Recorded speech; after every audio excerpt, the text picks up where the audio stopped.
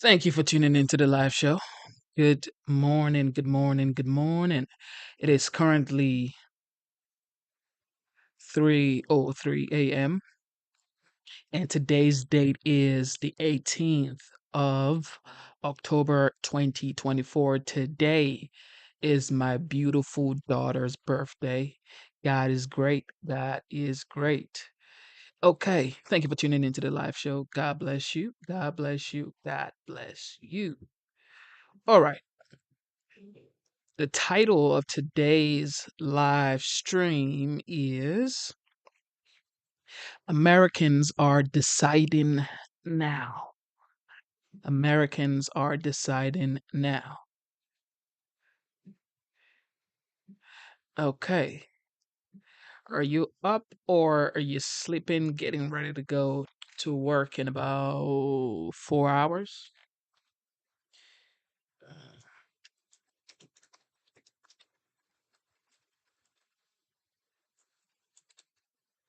All right, but okay. Ladies and gentlemen, thank you for tuning in. Double tap your screen, subscribe to the channel. Double tap your screen, put that up here.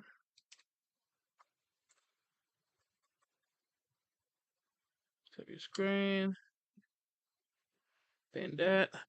All right, so as some of you know, the former president, the 45th, who some people say he might also be the 47th, attends the Alfred E. Smith Memorial Foundation dinner in New York. We're going to take a look at that one right now. And I just found this guy is so funny. This guy right here is so funny. I want us to listen. It's kind of like, it speaks about the Democratic Party, it speaks about the Republican Party, it speaks about Trump, it speaks about Biden, it just speaks about everybody, and I feel like he is the right person to actually make jokes about all of that stuff. All right, without further delay, God bless you guys. Let's get it. I didn't address the elephant in the room. You're all thinking about it. Let me just cut to the point and point out who's not here. And of course, I'm talking about the middle class. That filthy group of people. Right, Chuck? Do you know what I'm talking about? Can we have a round of applause for Chuck Schumer? Right? See, he does like being near microphones. Now, but seriously, this is a special night, people. This is the one night when Republicans and Democrats who used to be Republican and Republicans who used to be Democrats and independents and whatever Michael Bloomberg is now, we can... There he is. He's up there. I love how the front row doesn't even look at me. Do you know what I mean? Like, do those seats cost more? How much does it cost to not have to look at Gaffigan? That's my Bloomberg impression. I don't know about you. I think this is exciting. This is very exciting, right? We are 19 days until the election and likely a civil war. And, I'm nervous. You know what I mean? It's like, this is my first civil war, guys. I don't own a musket. Have we decided who's wearing blue and who's wearing gray? Because I look better in blue because of my eyes,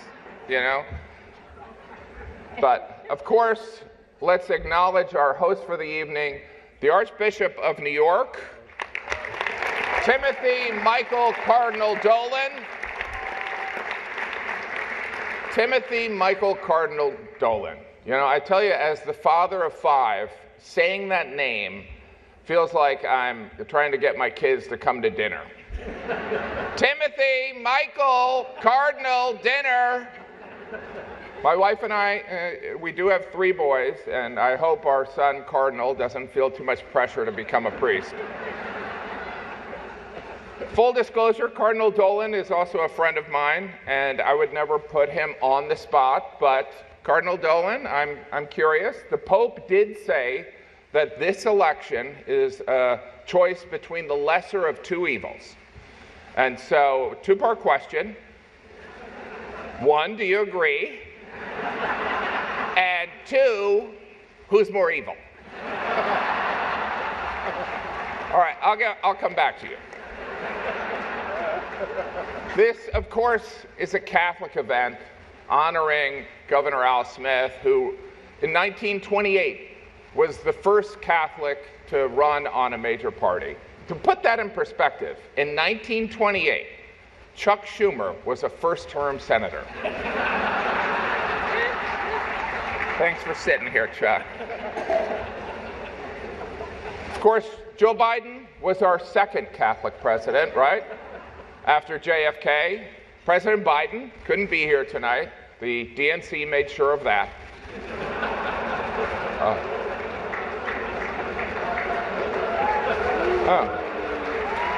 That's... I guess I'm the only one that reads history. But this is a Catholic event. I'm Catholic. Any Catholics here? Yeah. They're yelling because it's hard to clap when you're holding a cocktail. Right? You know, if I could, I'd like to talk about my faith for a moment. Personally, I am Catholic because I truly believe that's what my wife wants. In a way, she is my higher power and definitely a punishing God. Yeah. It's true. I was raised Catholic, but I am Catholic today because of my wife, and she didn't pressure me. She just said, this is what you believe now. And, you know, it wasn't like the Spanish Inquisition. There was an implied convert or die. My beautiful wife, Jeannie, is here with us tonight. She's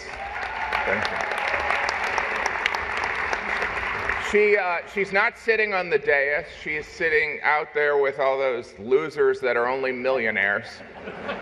You know, it's like pull yourself up by your bootstraps, right, Chuck? Right. Yeah.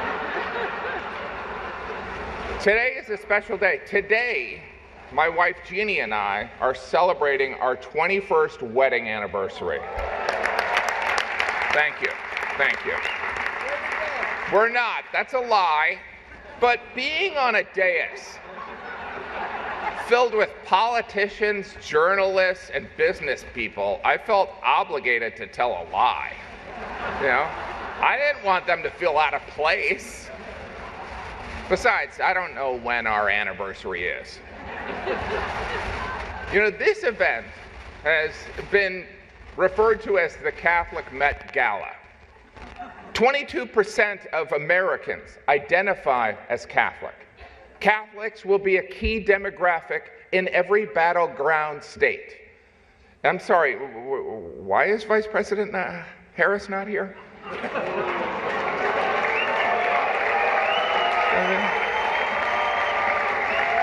I mean, consider this.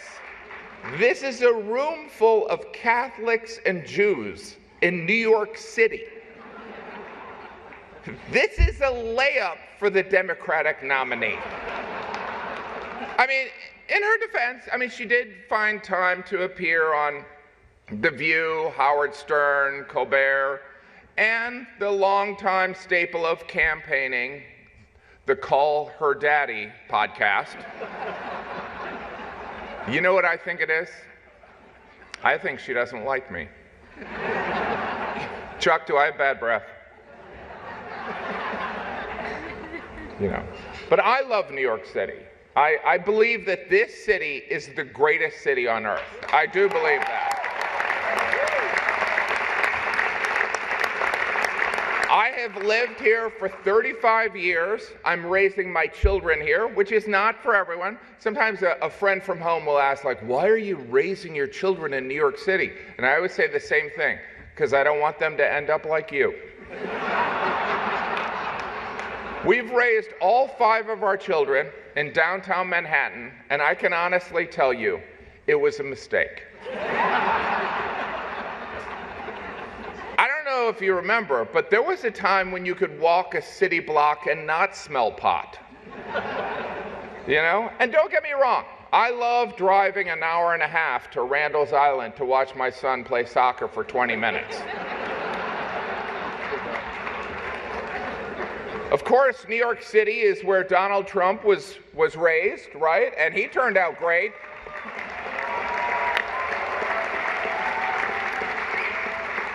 Yet New York is a state that Donald Trump statistically has little chance to win. You know? Who says you can't go home again? Apparently 20 million people. You know? We should not, but you know, let's not let this dais of dignitaries dress like, you know, background actors on Downton Abbey distract from the significant achievement we've made tonight. I mean this in all sincerity. The money that we've raised tonight is significant and will have a positive impact, you know.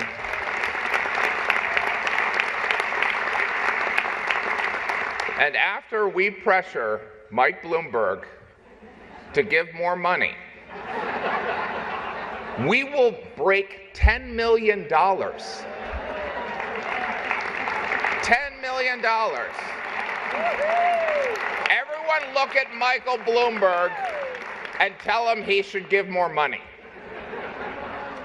$10 million is pretty impressive, you know what I mean? I mean, granted, it could get you a studio apartment in Manhattan, which seems, you know, expensive, especially considering you can get a mayor for 2 business class flights.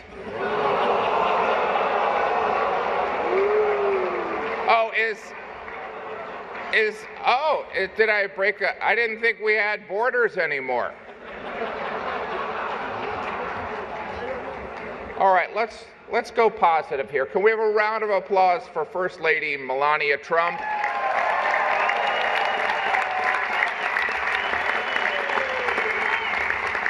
Who presently has the #1 book in America. Yeah. And you know, by the way, Jesus taught us to forgive 7 times, not 7 times, but 70 times 7. And Melania, you may be the first person to actually reach that. What's that? Oh, well, she surpassed it. Congratulations. You know, looking at this impressive dais of attendees up here, I never know how to address you people. Do you prefer, you know, global elite or coastal elite? You know, I mean, I know we live in sensitive times and I don't want to mislabel anyone. I'm personally excited to be up here, and not just because you make me look young and principled. You know, this seating arrangement is weird, right? I mean, it looks like the plutocrats are about to play Family Feud. And the survey says, whatever you want. This dais, actually, let's be honest, this entire room is filled with some of the most powerful people in New York City, and Brian Kilmeade. Remember Brian, I told you? Brian and I started doing stand-up together, so we're friends, hopefully. You know, because this room is, I'm glad you guys have a sense of humor about this, because this room is undeniably impressive. It really is. The prestige, the wealth, the allegations. I mean, wow. And don't feel bad if you don't have any allegations yet, okay? Which reminds me, Letitia James is here. She had a great year. She's just back there watching all of you. She's watching.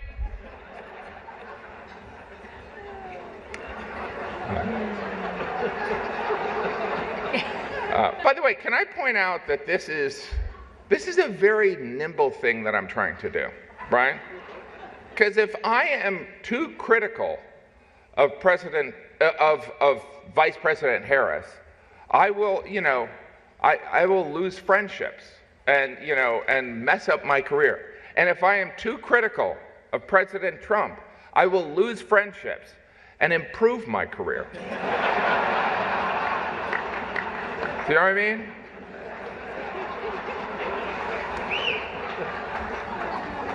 We have an amazing, by the way, RFK Jr. is here. Welcome, sir.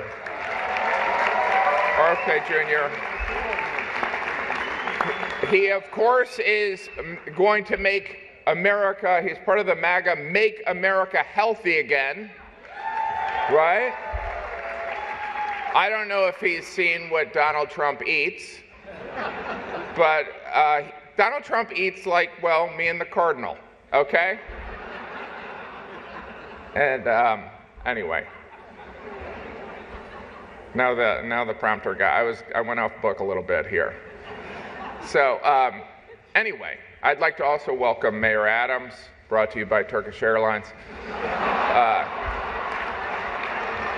I was told to say that. It's a sponsorship deal, people.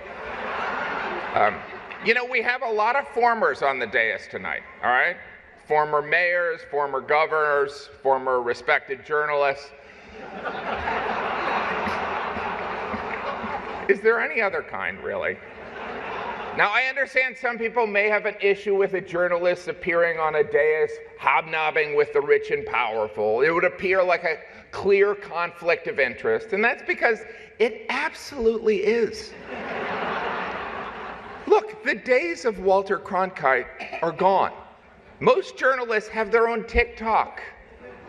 The President Trump regularly appears on a show called Fox and Friends. That's not a mistake. He's their best friend. Former Mayor Bloomberg is here. Mayor Bloomberg, you're going to close that deal on bringing us to 10 million? Can you just, not an agreement, sir. Okay. Now, by the way, there are rumors that Mayor Bloomberg is planning to run for mayor.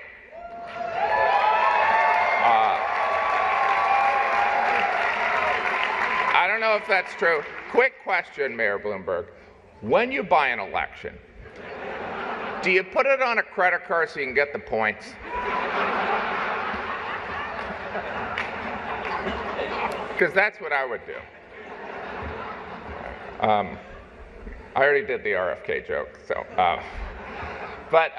Anyway, the one thing that I was going to say is that I feel like Donald Trump, make America healthy again. I feel like Donald Trump would probably be less loyal to RFK than he would be to KFC.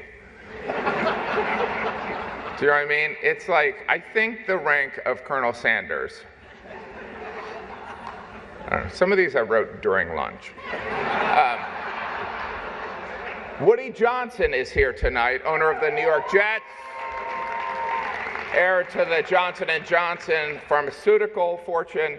In divisive times, sir, you are a shining example, okay? If the head of Johnson & Johnson can sign an unvaxxed quarterback,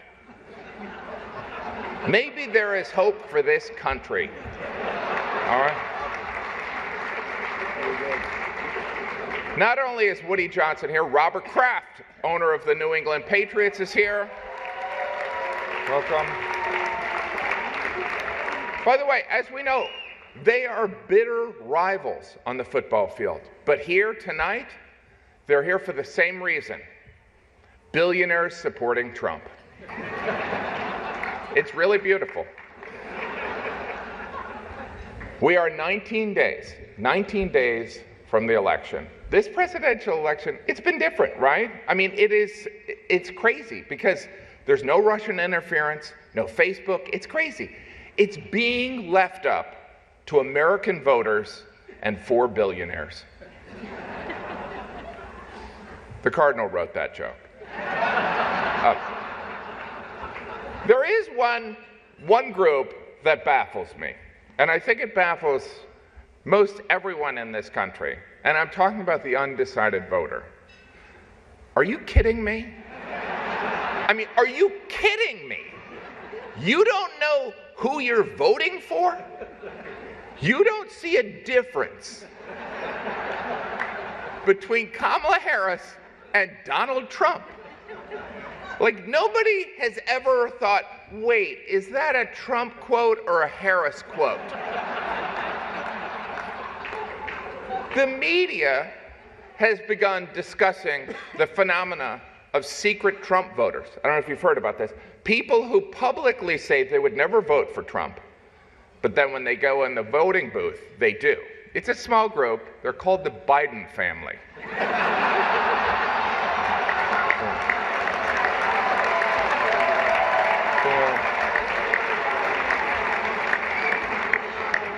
You know, I think we'd all agree that, you know, we live in divided times, and whoever is elected in November, I hope they establish an initiative to heal the divide that exists in this country. And I have a great name for this. It could be called Project 2025.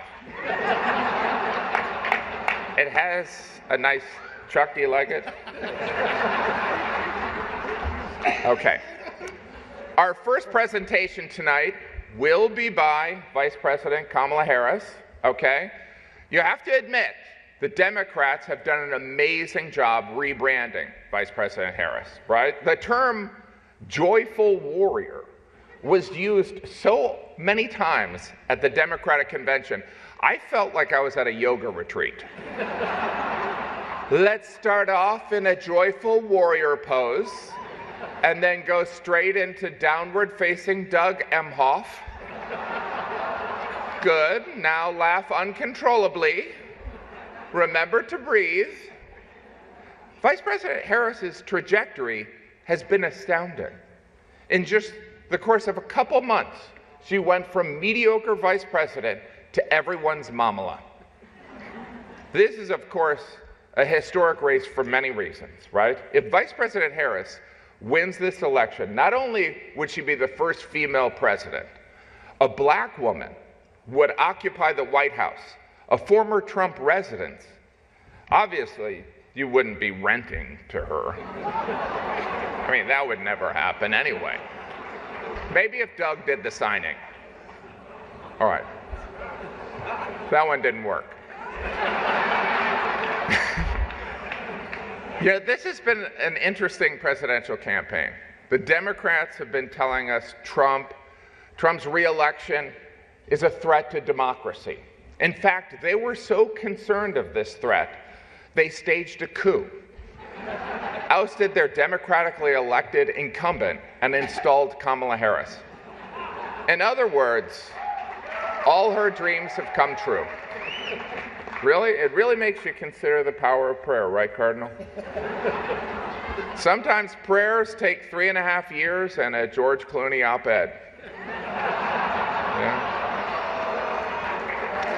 I don't know who's angry, Yo, this but I man don't care. is just throwing Anyway, shades, bro. Can I point out, so it's a, you know, I think I should get right to, you know, it's that, you know, now I am turning into Tim Walz. But Vice President Harris did have a scheduling conflict, but was generous enough to send us this video. Let's take a look.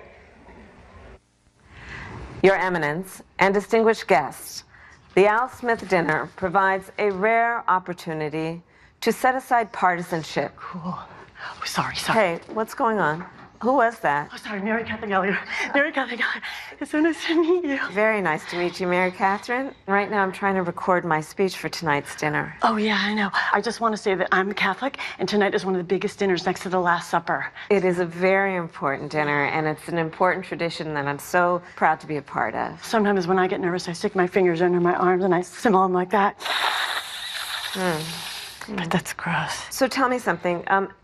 I'm giving a speech. Do you have some thoughts about what I might say tonight? My feelings about what you should say tonight would be best expressed in a monologue from one of my favorite made-for-TV series. Okay, let's hear it.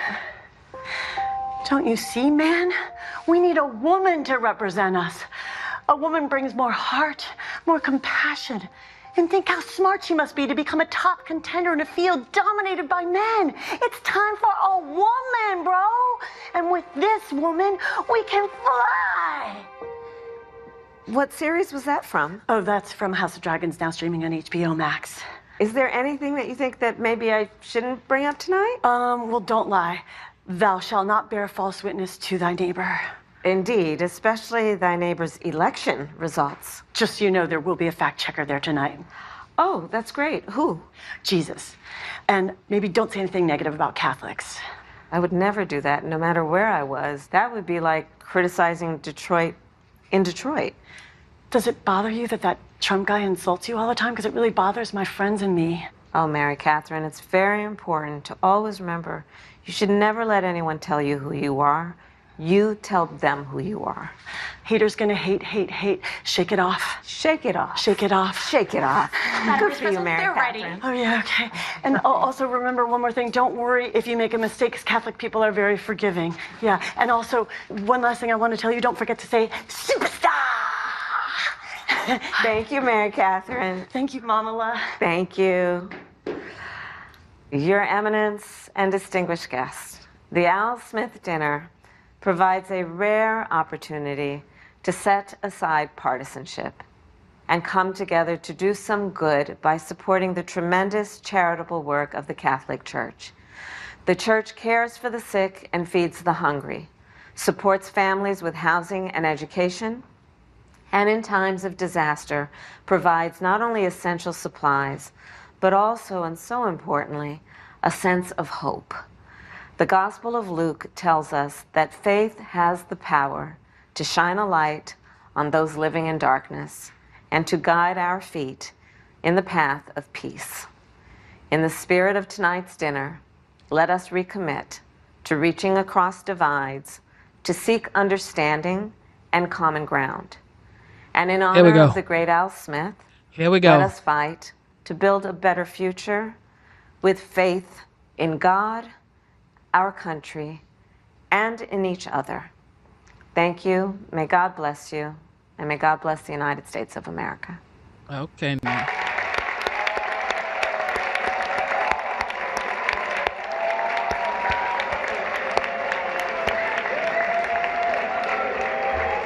I don't even know what that noise you're making is.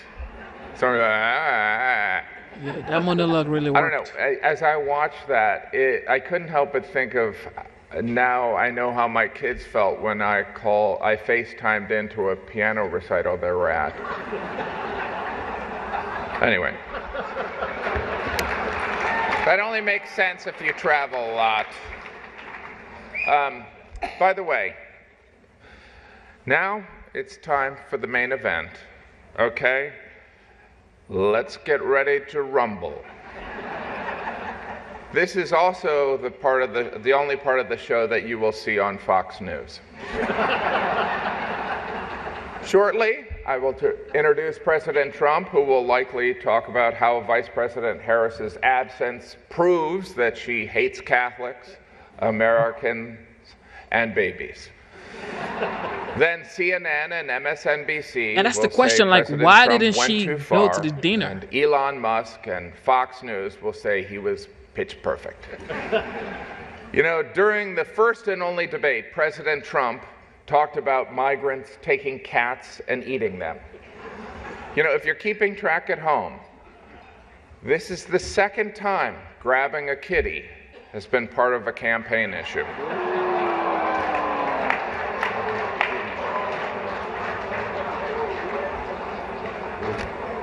You know. Oh my God. We talked about leaving that out. I was going to leave that out. Somebody said it wasn't worth her time. What's so amazing about Donald Trump. It is impossible. What has she been doing with her time, bro? To not have a strong opinion. Because I like to know about President Trump. We would like to know, bro. You either think he is endearingly outspoken and brash, or you think he's a sociopath, and you'd like to be his running mate.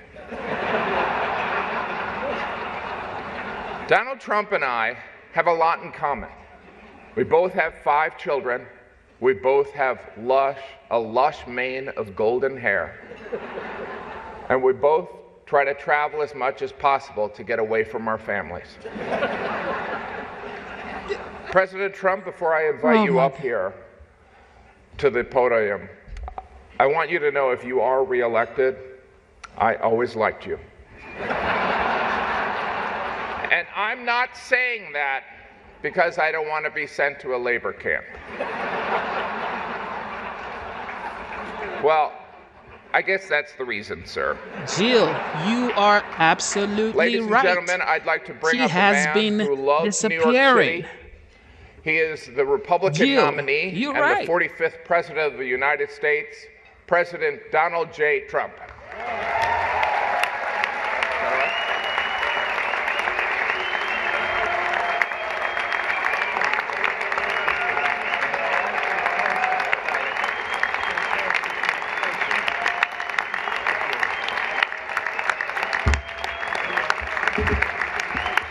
Thank you, everybody.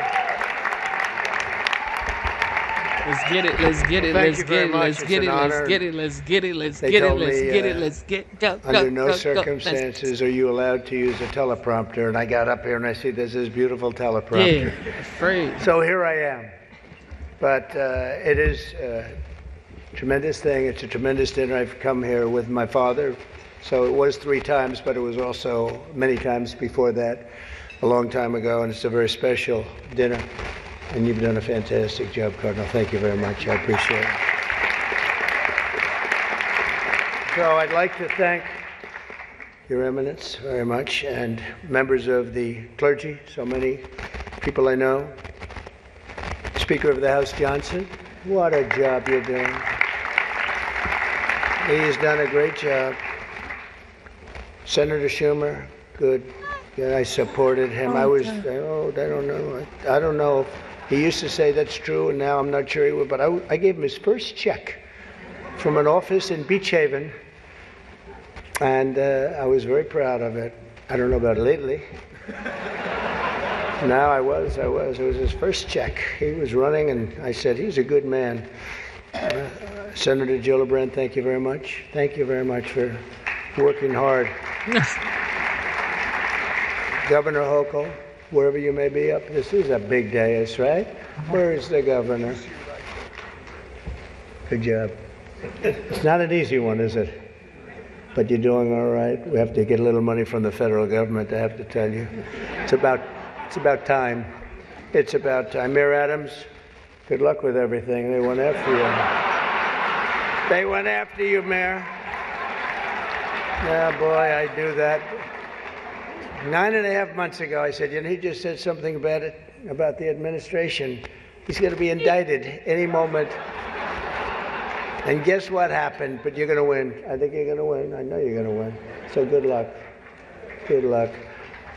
I don't like what they do. I don't like what they do. And also, distinguished guests, so many friends up here. It's great. A lot of great friends. Some of my best friends. And you are right, they are distinguished and they are wealthy for the most part. A couple are having a hard time, but they're going to get over it. I also want to thank my very beautiful wife, and thank you for mentioning, but can you believe this? She did a book, and it's a really good book, and she worked hard on it, and it just became #1 on the New York Times list, so I think that's okay. That's not an easy thing to do, especially when your name is Trump and you're on the New York Times list. That must be selling like hotcakes. But thank you for mentioning. I appreciate it. Good job you did. It's a true pleasure to be with you this evening. Amazing pleasure. And these days, it's really a pleasure anywhere in New York without a subpoena for my appearance. Anytime I don't get a subpoena, I'm very happy. They've gone after me, Mr. Mayor. Your Man, this man right here, bro. This man right here, bro. And you're going to be okay. But I have to be careful, however, to understand that this will be the first time in the history of this event where jokes will be fact-checked, and they will be. And they will be. It's been a long tradition for both Democrat and Republican candidates for president of the United States to attend this dinner. It's a rule. You got to go to the dinner. You got to do it. Otherwise, bad things are going to happen to you from up there. You can't do what I just saw on that screen. But my opponent feels like she does not have to be here, which is deeply disrespectful to the event, and in particular to our great Catholic community. Very disrespectful.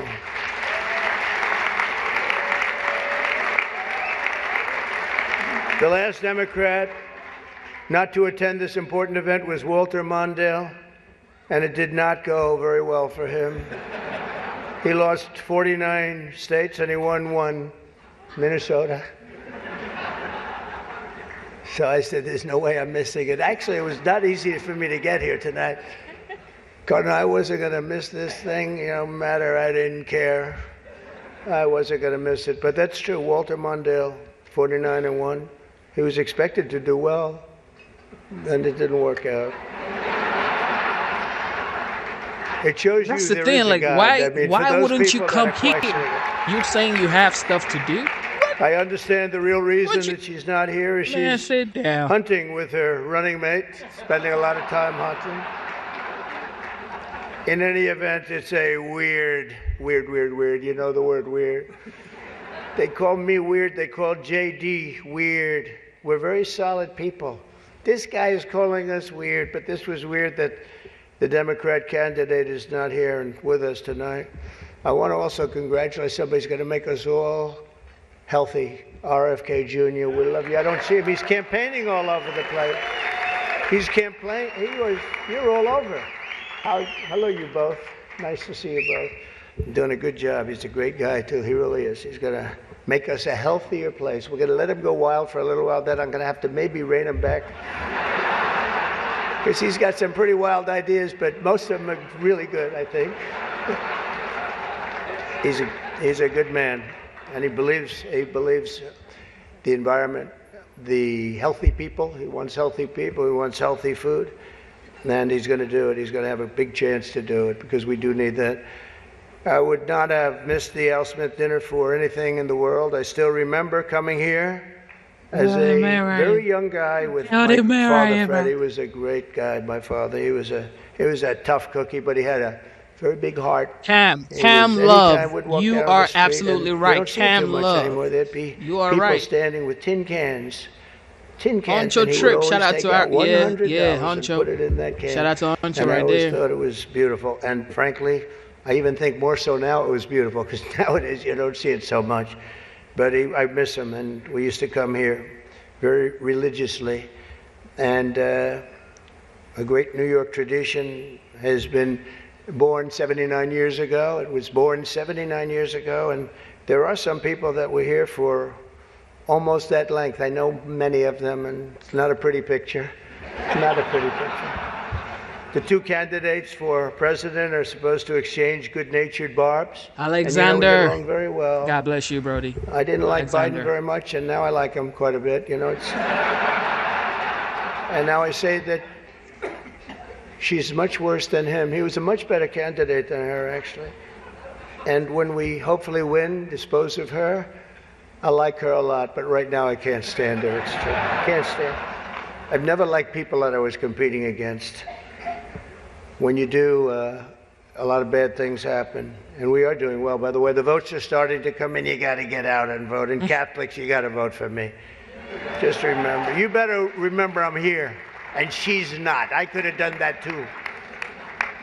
But you do something that's incredible. The Catholic Church, you're helping the poor, educating children, and supporting the vulnerable. But if you really wanted Vice President Harris to accept your invitation, I guess you should have told her the funds were going to bail out the looters and rioters in Minneapolis, and she would have been here, guaranteed she would have been here. Guaranteed. She would have been okay. She would have been okay with that. But I know this isn't my normal crowd tonight, because it just isn't. It's not my normal crowd. Believe me, my normal crowd is younger. Tweezy, shout out to Tweezy. He's solid, bro. But you have certain we gonna have to call a spade a spade. like cash, He is a lots of solid cash. man. He's proven it But over the many of you are years, Manhattan especially this liberals last from the 4 media years. and the Democrat Party. I We'll always see say the the difference. Democrat, you know, Chuck doesn't like that. He likes Democratic, and it sounds much more beautiful. The Democratic Party. I always say the Democrat Party because it sounds worse. It is true. He likes Democratic. Why don't they just change the name? This way, you know, it is Democrat. But I must say I was shocked when I heard that Kamala was skipping the Al Smith dinner. I'd really hoped that she would come because we can't get enough of hearing her beautiful laugh. She laughs like crazy. We would recognize it any place in this room, and all polls are indicating I'm leading big with the Catholic vote, as I should be. But I don't think Kamala has given up yet. She hasn't. Instead of attending tonight, she's in Michigan receiving communion from Gretchen Whitmer.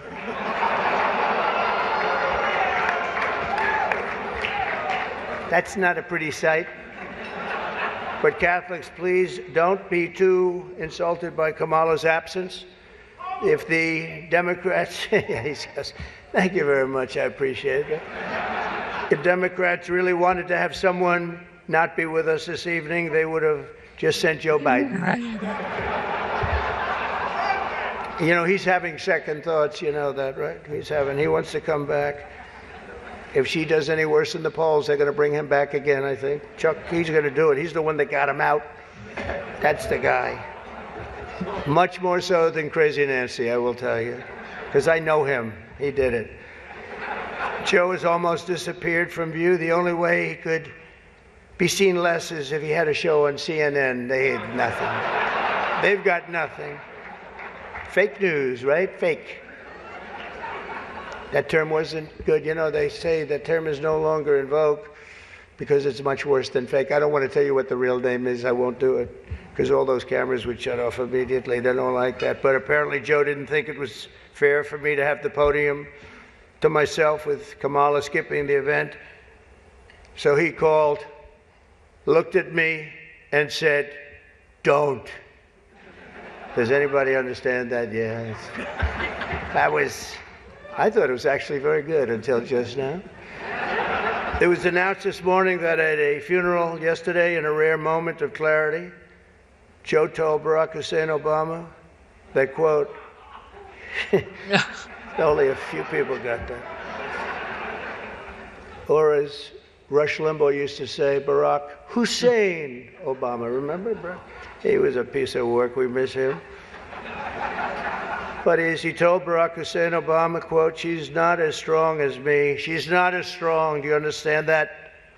And Obama agreed, saying, that's true. Other than that, I think the Democrats are getting along quite well. Right? Nobody got that one.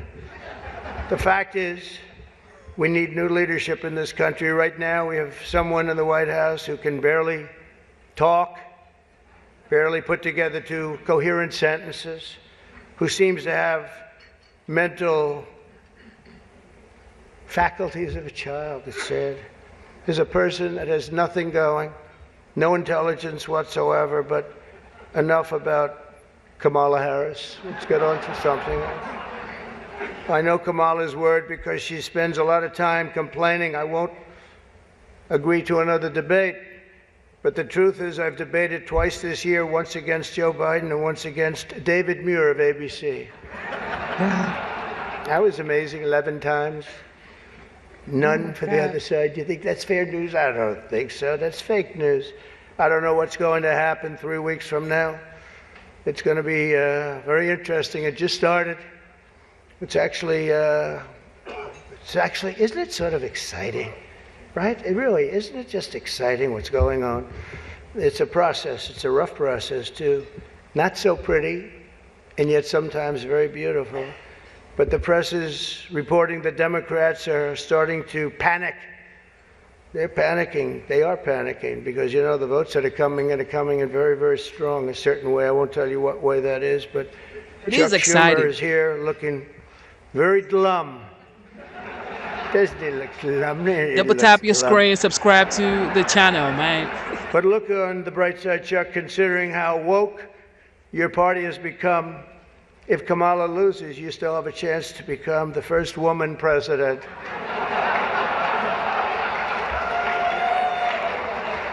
And I actually said, do you mind if I do that? He said, no, you got to do what you got to do. He's a pro. He's a professional. No, he's a good man, actually. I hate to say it.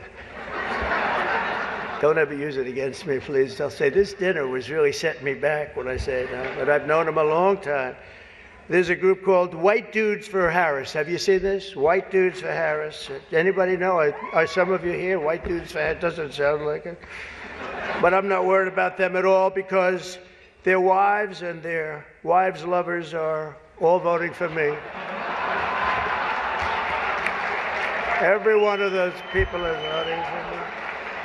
And as you may have seen, Kamala did an interview on Fox News yesterday. It went so poorly for her that the Democrats have been forced to install another 100 drop boxes throughout the city. And the upside really is Kamala now sees the benefit of deportation. She wants to deport people. She's vicious. She wants to deport people, and she wants to start by deporting Bret Baier of Fox. It's an interesting interview last night. Huh? A major issue in this race is child care, and Kamala has put forward a concept of a plan. A lot of people don't like it. The only piece of advice I would have for her in the event that she wins would be not to let her husband, Doug, anywhere near the nannies. Just keep him away. That's a nasty one. That's nasty. I told. Thank you for tuning into the live show. You guys are the best. We're currently listening to the 45th. Some people say he might be the 47th. With the way the things are looking like right now, he might be the 47th. Double tap your screen, subscribe to the channel. Let's get it. All these idiots that gave me this stuff, that's too tough. Oh, I did, you know, they told me the last time I did this, I was running against Crooked Hillary. And, I mean Hillary. No, I was running against Crooked Hillary and I did it, and I thought it was a roast. See, I was told it's a roast. And I had the meanest guy you've ever seen write stuff up, and man, was the room angry. Even the Cardinal remembers. I went overboard, don't you agree, Cardinal? It was like terrible. And I knew I was in trouble around midway through because, you know, people had not, even my own side was angry at me. They were saying, it's too much. But I did it anyway. I didn't give it. Campaigning can take a toll on a family and family life, although I hear that Kamala and her husband carve out some really beautiful alone time at the end of the day for an intimate dinner, just Doug, her, and a teleprompter that she uses quite well. And by the way, she wouldn't have liked this tonight if she was told about no teleprompter. I can't believe I saw a teleprompter. They said they've never had a teleprompter in the history of this dinner. I told that to the Cardinal, right? And then a teleprompter pops up for, he must be a very important comedian to get that. They give you one, but not me. How about that one? Huh? Come here. Yeah, and you did a good job.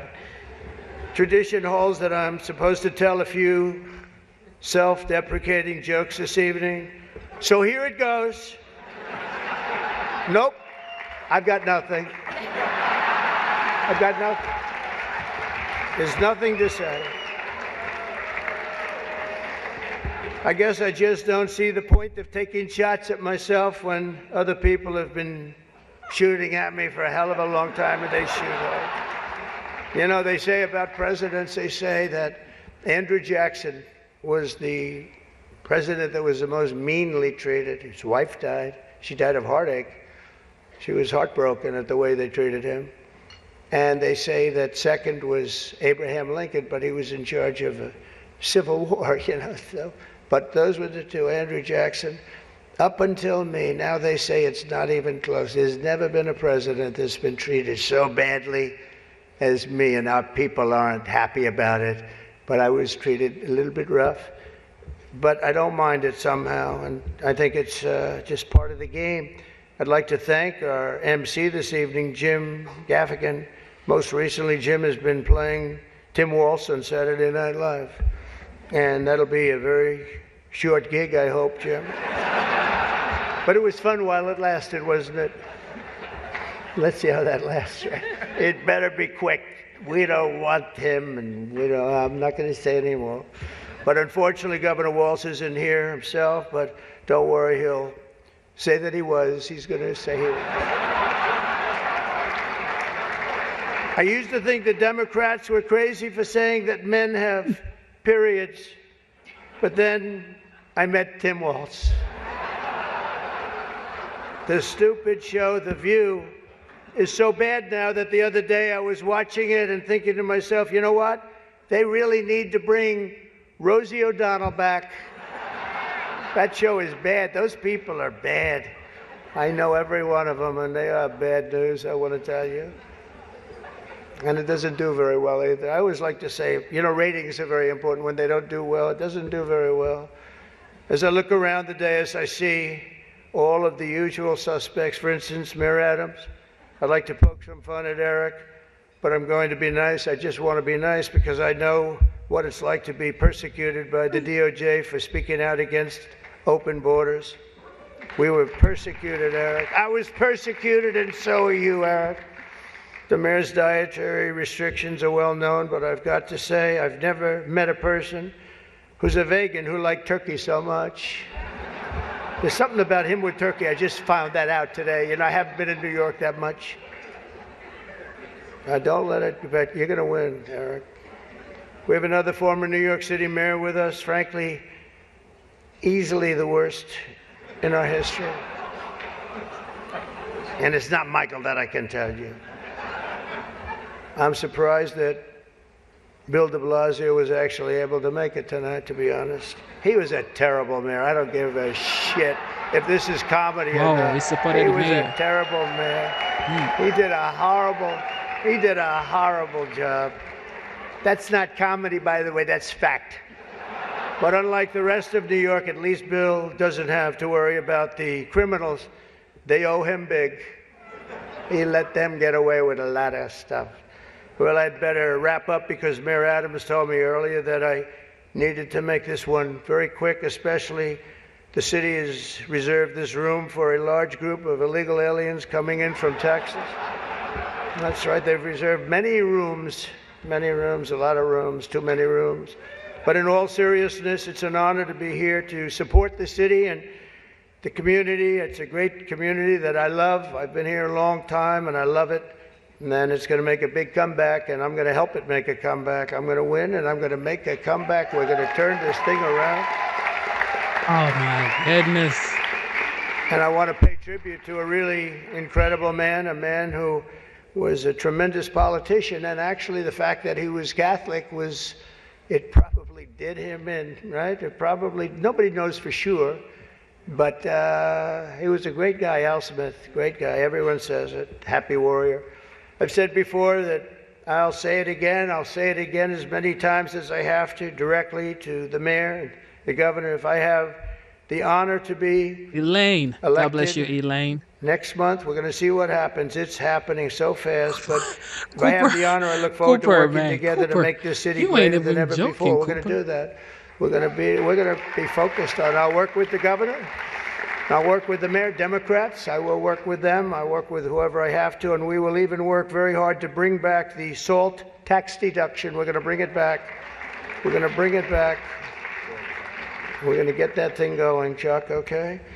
I actually thought about not doing jokes tonight. I was going to come out here and say, listen, our country is doing very badly. This is not about jokes. And then some person said, you have to do jokes. I said, I don't want to. There's nothing funny about what's happening to our country.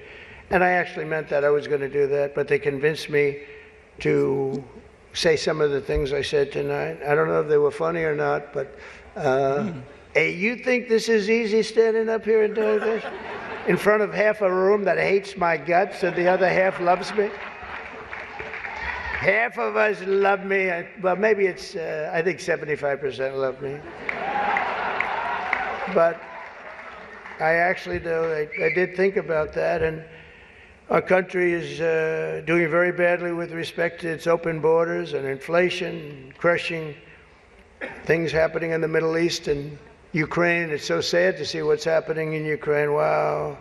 I had a lot of people from very religious people come up to me tonight from Ukraine, and they're asking me for help. So sad to see so many people have been killed in Ukraine, and we're going to get it. We're going to get it settled up if we win. As I'm president-elect, I'm going to get that done. I'm going to do it before we ever get back. We have to get it stopped. Too much killing. It's killing, and all of those cities are coming crashing down. Those beautiful golden domes are crashing down on their sides. They're so sad to see. The whole thing is so sad. So we're going to be, for all those people, there's so many people came up to the dais, and religious people from Ukraine, and I'm going to say, and I told them, don't worry, we're going to get it stopped. It's too bad it ever started. Yeah, we got to agree on Should that have fact. never started. It wouldn't have started. Sure. But we're going to have our country respected again. We're going to make sure that it's respected, and we're going to go out and do very good things for ourselves as a country and for the world. These are challenging times for our beautiful USA, but I'm committed to working with every partner here in New York and all across the nation to build an America that once again is strong and safe and proud and prosperous and free. We're going to make sure together we can create a future defined by great ambitions and grand achievements that once again inspires the dreams of our children, brings back the American dream. You don't hear about the American dream anymore. We're going to make it possible for them to have the American dream. This is a very religious evening to me. It really is. It represents so much. My sister was somebody that loved the church and gave to the church. The cardinal knew that. Had a certain priest that she thought was incredible, right? For a certain very, very fine man that she thought was incredible.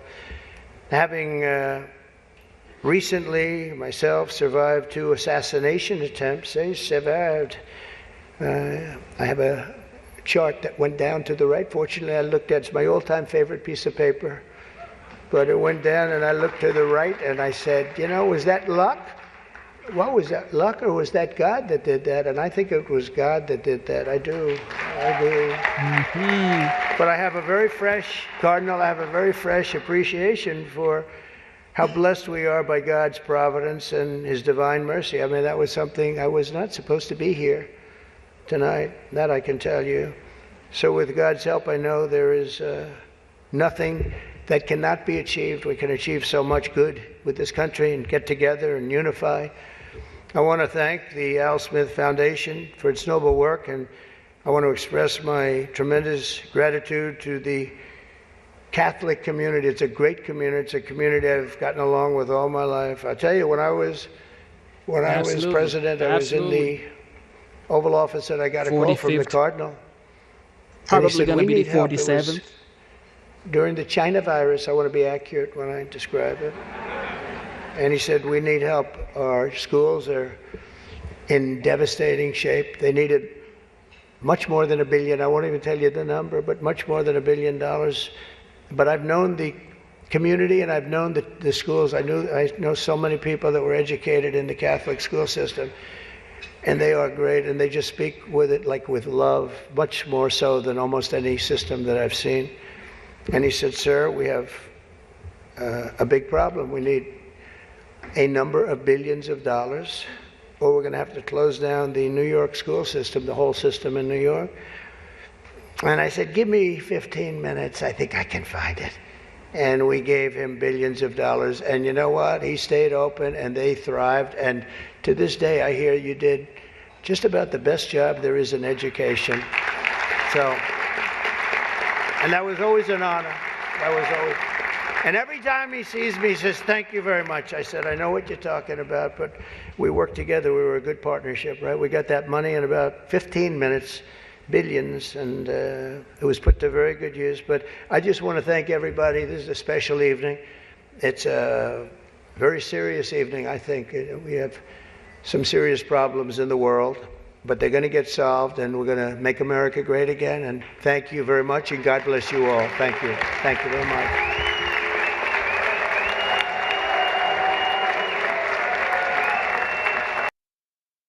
Thank you for tuning into the live show. Double tap your screen. Let's get the likes up, guys. Look, come on, man. Let's get the likes up and subscribe to the channel. I think he did a great job. You know, he was he used his humor, and of course, he spoke about what he felt is wrong about the current economy of the United States and, just the United States. Okay, so who here watched the Harris interview that we streamed yesterday? What did you think about that one? Well, we've heard the 45th, who some people say he might be the 47th. Let's listen to the current Vice President of the United States, Vice President Kamala Harris. Are you ready? Let's get it.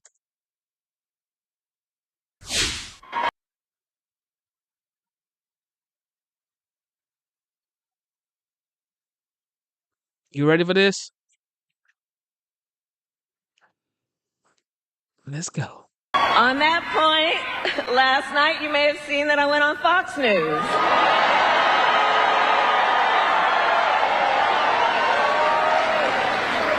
Meanwhile, Donald Trump joined a Univision town hall yesterday where a voter asked him about January 6th. Okay, now we here know January 6th was a tragic day for our country. It was a day with attacks on law enforcement. 140 law enforcement officers were injured that day. Law enforcement officers were killed that day. And what did Donald Trump say last night about January 6th? Mm-hmm. He called it, quote, a day of love.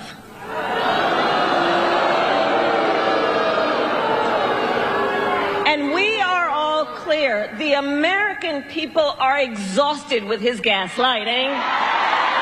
Exhausted. Enough. Enough. We are ready to turn the page. Turn the page. Yes, we are exhausted.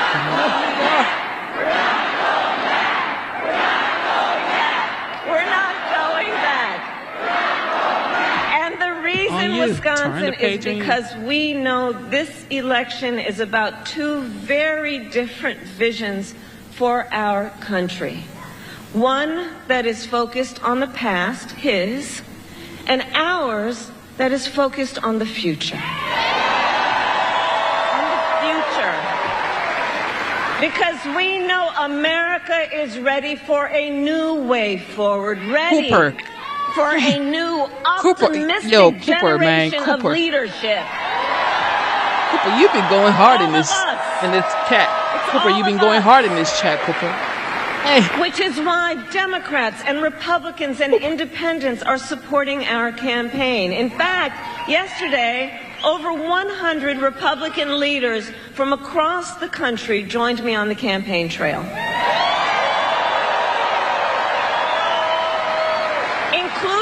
Including some who had previously served in Trump's administration. And I believe it is because America wants a president who will serve on behalf of all the American people. And that has been the story of my entire career. My entire career, I've only ever had one client. The people. The people. Cap on cap. As a young courtroom prosecutor, I stood up for women and children against predators. As an attorney general of California, I took on the big banks and fought to deliver $20 billion for middle-class families that faced foreclosure. I stood up to veterans and stood up for veterans and students being scammed by big for-profit colleges. You know who else who ran a big for-profit college? Let's not forget. And I stood up for those veterans and students who were being scammed by for-profit colleges that were trying to rip them from their dreams and charge them, producing nothing in return. I have stood up for workers who have been cheated out of the wages they were due. I have stood up for seniors who are facing elder abuse. And as president, I will always fight for the American people. Fight for the American people. And together we will build a brighter future for our nation. Together. Save us, dear Lord. And it's a future where we build what I call an opportunity economy, where America has an opportunity to do for our people what we know is part of our ambition, our dreams, our aspirations. An opportunity economy where everyone has an opportunity to own a home, to build wealth, to start a business. Under my plan, we will bring down the cost of housing, including with a $25,000 down payment assistance so you can just get your foot in the door. You'll do the hard work of saving up and paying that mortgage, but let's be honest. You know, the American dream, well, that was real for generations past, but not so much within the reach of people right now. And we got to deal with the real challenges that people are facing right now if we're going to invest in the future. Part of my plan is about helping entrepreneurs start and grow small businesses.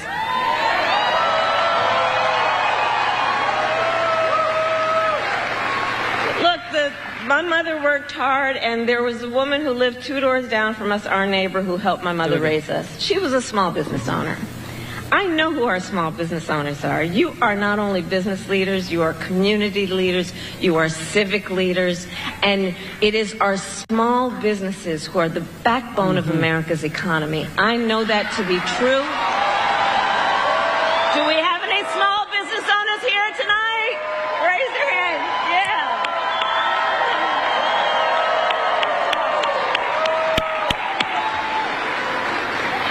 Under my plan, we will expand Medicare to cover home health care for seniors. Again, this is based on what I personally know. So look, when my mother was sick, I took care of her. And one of the things for anyone who is in that situation or has been, you know what it's like. It's about cooking for folks in a way that hopefully they'll want to eat. It's about trying to find the clothes that won't be too rough on their skin. It's about trying to, from time to time, think of something that can put a smile on their face or make them laugh. It's about dignity. It's about dignity. But the reality is, it is expensive if you don't have the ability to do it. It is expensive to try and bring somebody in, and far too many people then have to quit their job to try and take care of their elder relatives. And that's not right. That's not right. And so we also know there are so many people in what we call the sandwich generation, right, who are raising young children while you're taking care of your parents. And it's almost impossible to do it all. So my point is this. Either under the current system, you pay down and lose all your savings so you can qualify for Medicaid,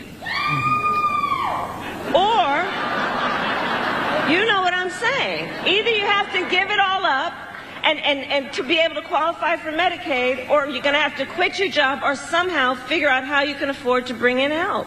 So my plan is that instead, we're going to have Medicare cover home health care for those who need it.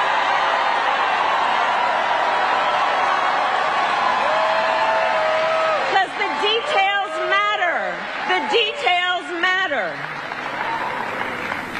In an opportunity economy, here's how I see it. We must create good-paying jobs that are available to all Americans and not just those with college degrees. Okay? Because here's the thing. A college degree is not the only measure of the skills and experience of a qualified worker. That's right.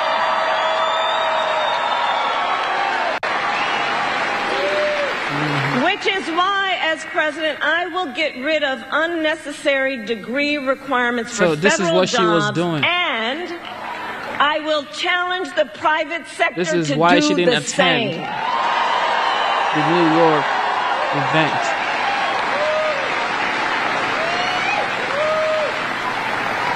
And we will lower costs on everything from health care to groceries and take on corporate price gouging. I've done it before, and I will do it again.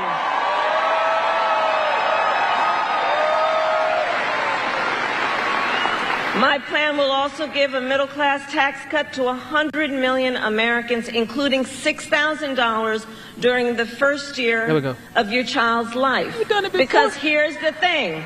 Man, we know the thought. vast majority of parents have a natural desire to parent their children well, but not always the resources. And that shouldn't be the thing that gets in the way of giving a child all that we know parents have to give. And the $6,000, by extending that child tax credit, that's what's going to help. You buy a crib or a car seat and all the things that that child needs during that most critical phase of their development. And I share with you some of these details to say this. I will always put the middle class and working families first. I come from the middle class, and I will never forget where I come from. Never. Never.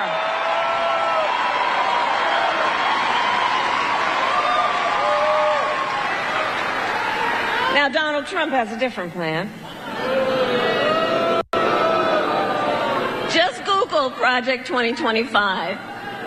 You know, I mean, I keep saying this, but I can't believe they put that thing in writing. You know, and they didn't just put it in writing. They bound it, and then they handed it out. And if you read it, look, it's a detailed and dangerous blueprint for what he will do if he is elected president.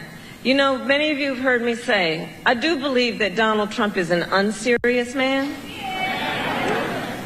But the consequences of him being president again are brutally serious. Brutally serious. Because here's the thing. Donald Trump will give tax cuts to billionaires.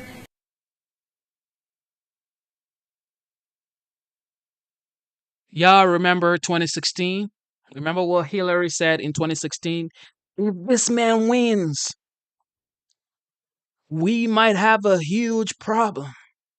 There may be something going on in the world. Blowing up, blah, blah, blah, blah, blah. So many things she said. Guess what happened when he won?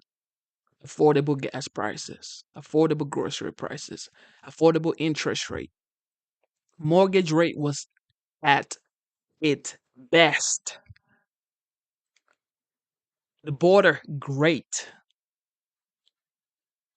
Did you hear anything about Russia and Ukraine?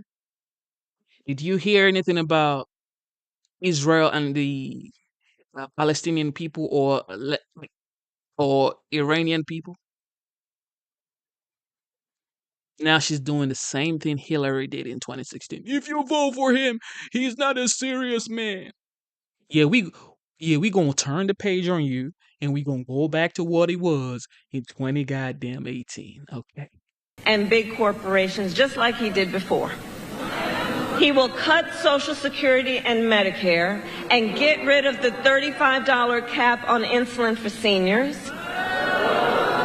Check this out when you look at Project 2025.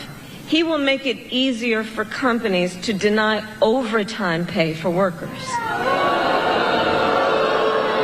And he will impose what I call a Trump sales tax, which is at least a 20% tax on everyday basic necessities, which economists have estimated will cost the average American over $4,000 more a year. And on top of all of this, Donald Trump intends to end the Affordable Care Act. And he has no plan to replace it.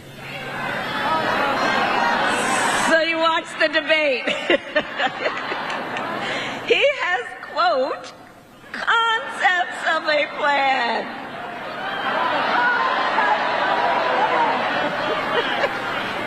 Come on. But again, it's a serious issue because here's the thing. He's going to then threaten health insurance coverage for 45 million Americans based on a concept? And take us back to when insurance companies were denying people with pre-existing conditions? You remember what that was? Well, we are not going back. We are not going back. I already said I will gladly take the OG, the 45th. Some people say he might be the 47th. I would always take his concept over her plan. If that man says he has a concept, I'm going to take the concept. I ain't finna take your plan. Your plan now. I'm not going to take your plan. I'm sorry, Vice President Kamala. I'm not going to take your plan. Okay.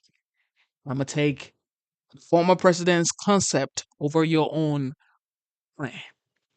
Because his performance, we saw what his performance was like. The 4 years he was in there, people were buying homes. The mortgage rate was like, oh Lord, man, can't, because, man, I miss the old days, the good old days. I miss the good old days, people. When you went to the gas station and you smiled when you pumped the gas, because easy work. We are not going back.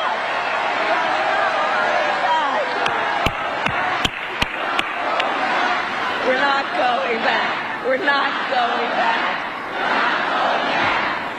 And we are not going back because just like Wisconsin's state motto tells us, we will move forward.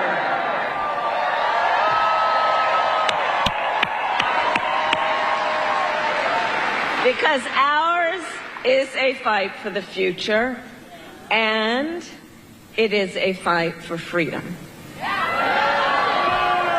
Like the fundamental freedom of a woman to make decisions about her own body and not have her government tell her what to do. And no matter how he'd like to gaslight us, we are clear about how we got here. Donald Trump hand-selected 3 members of the United States Supreme Court with the intention that they would undo the protections of Roe v. Wade, and they did as he intended. And now in America, 1 in 3 women live in a state with a Trump abortion ban. And you've heard the stories, awful stories, painful stories, of the experiences people have been having since that came down. I mean, think about it. Some of these states, there's no exception even for rape or incest, which means telling a survivor of a violation to their body that they have no right to make a decision about what happens to their body next. That's immoral. That's immoral. And let us agree, one does not have to abandon their faith or deeply held beliefs to agree the government should not be telling her what to do. Not the government.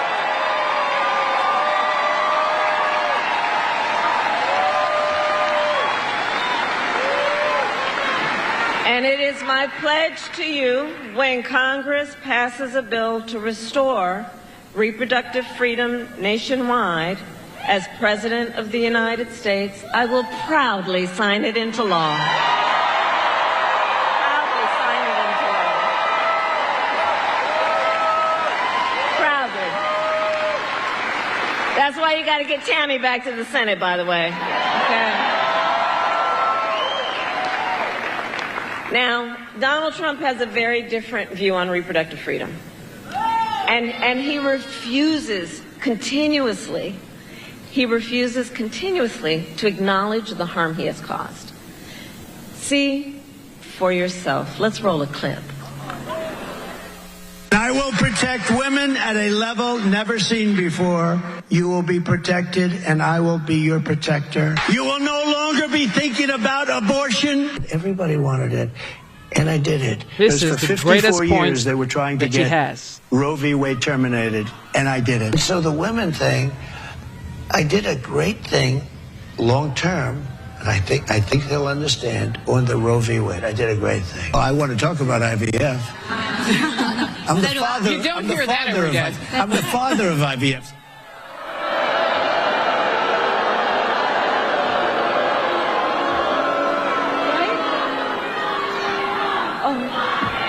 Okay.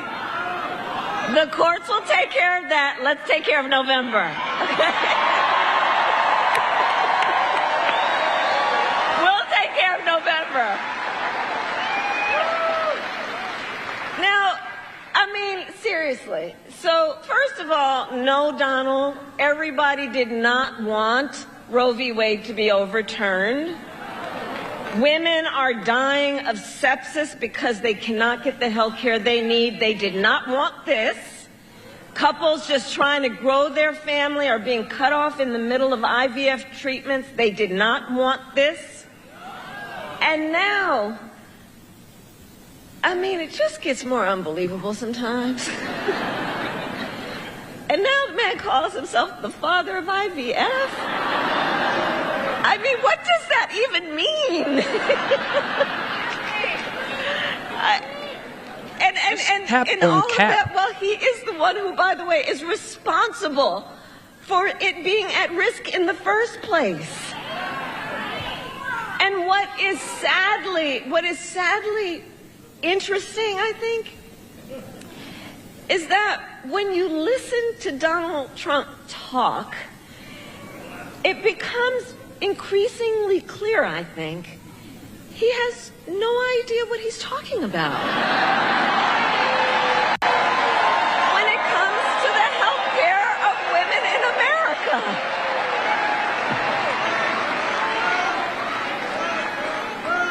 And across our nation. Again, because this is serious, right? You know, this is why you all are here and spending so much time when you could be doing other things. Listen, across our nation, we are witnessing a full-on assault on other and additional hard-fought, hard-won freedoms and rights. Earlier, when she started her run in this whole election situation, and I was like, you know, she's not talking about him, but he's talking about her. I'm like, she's gonna do great if she keeps doing what she's doing, which is talking about things she wants to do and all that kind of stuff. But now she's talking more about the former president, Donald J. Trump. She's just helping him. The more she talks about him, the more she helps him. I'm just being serious because that's what people know the former president for. He talks about his opponent. And people are like, well, we don't want you to talk about the opponent. We want you to talk about what you're going to do. But now she's doing what he does. And you can never win him at his own game. That's his game. You cannot beat the former president based on that. He would talk you down facts. Like, just the facts. Double tap your screen, subscribe to the channel, man. Like the freedom to vote. You see what's happening around our country. Attacks on the freedom to join a union. Attacks on the freedom to just be safe from gun violence. Attacks on the freedom to love who you love openly and with pride.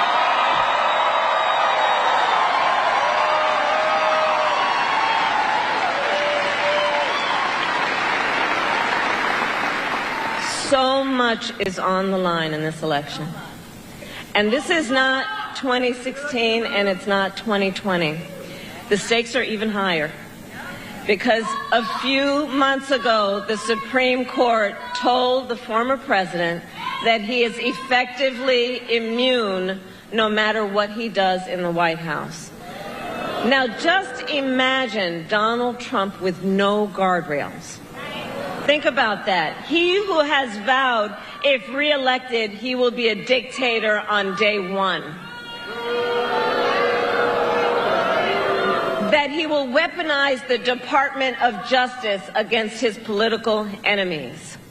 He who calls Americans who disagree with him the enemy from within, and and says that if reelected, he would use the military to go after them. He who has called for the, quote, termination of the Constitution of the United States. And let us be very clear.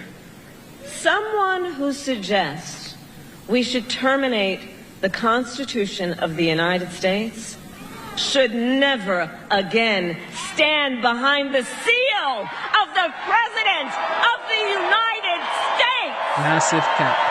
Never again. Never again. Never again.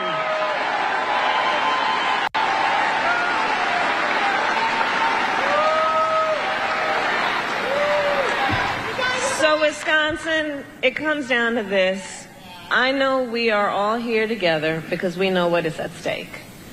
And we are here together because we love our country. We love our country.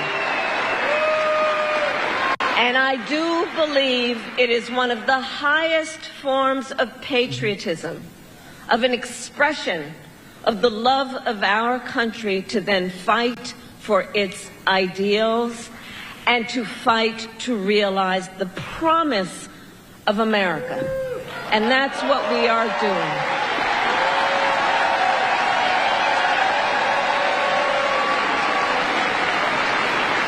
So election day is in 19 days.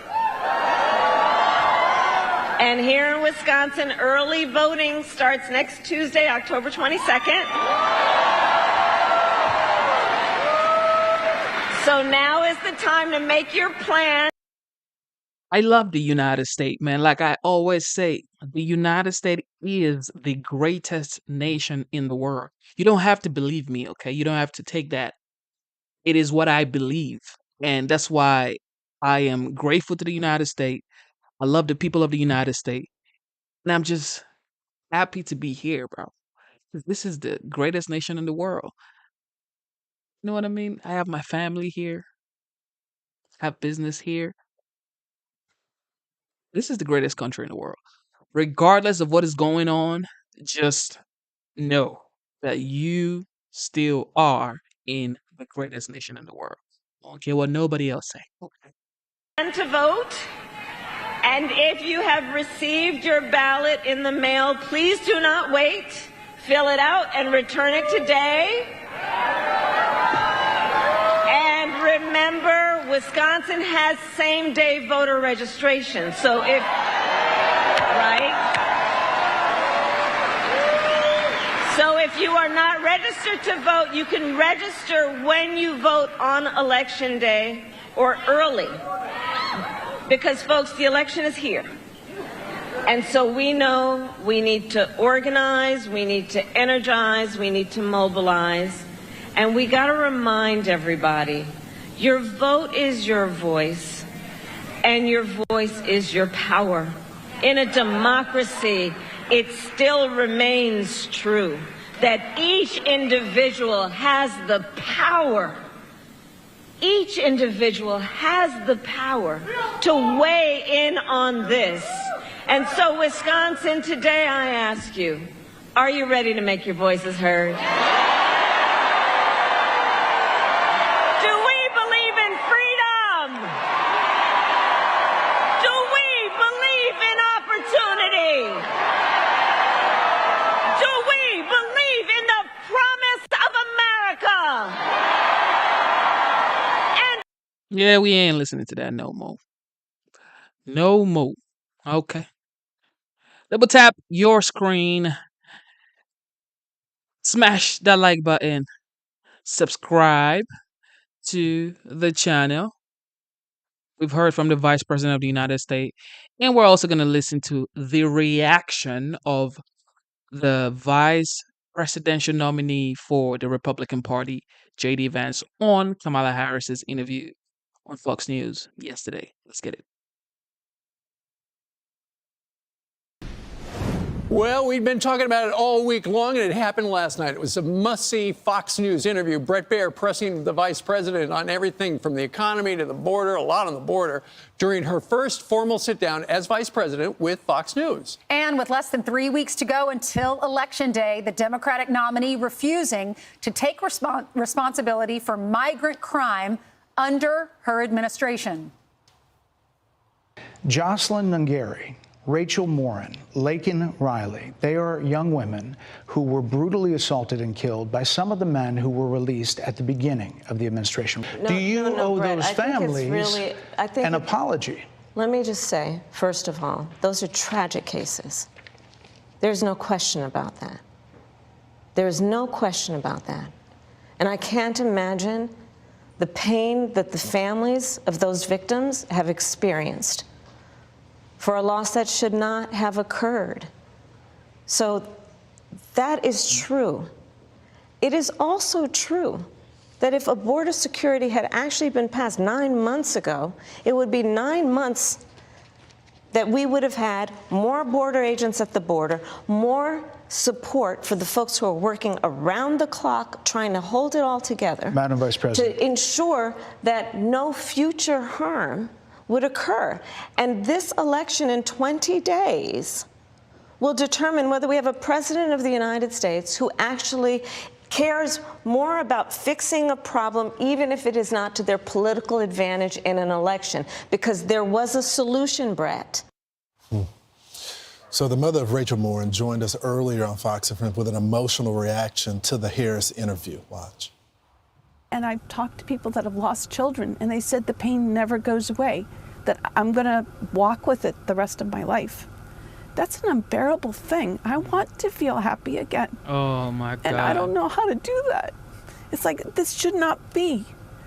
And if they had secured the borders and just American people should come first. That's why we elect these officials, to protect our country, not to open the border. And we brought her on today because Kamala Harris was asked a couple of times whether or not she owed the families an apology. And she said she did not apologize, per se, but she said they're tragic cases. And she said, I cannot imagine the pain the families are experiencing. So we just asked Patty Morin, tell her about the pain. And that's what she was talking about. Patty Morin, whose daughter, Rachel, 37 years old, when she was murdered by a migrant in the country illegally, said the pain never goes away. Yeah, let's bring in Senator J.D. Vance from the great state of Ohio, also a vice presidential candidate with Donald Trump. Good morning to you. Good morning, guys. How you doing? Good morning. We're doing well. You heard that interview. It's just gut-wrenching to know that was preventable.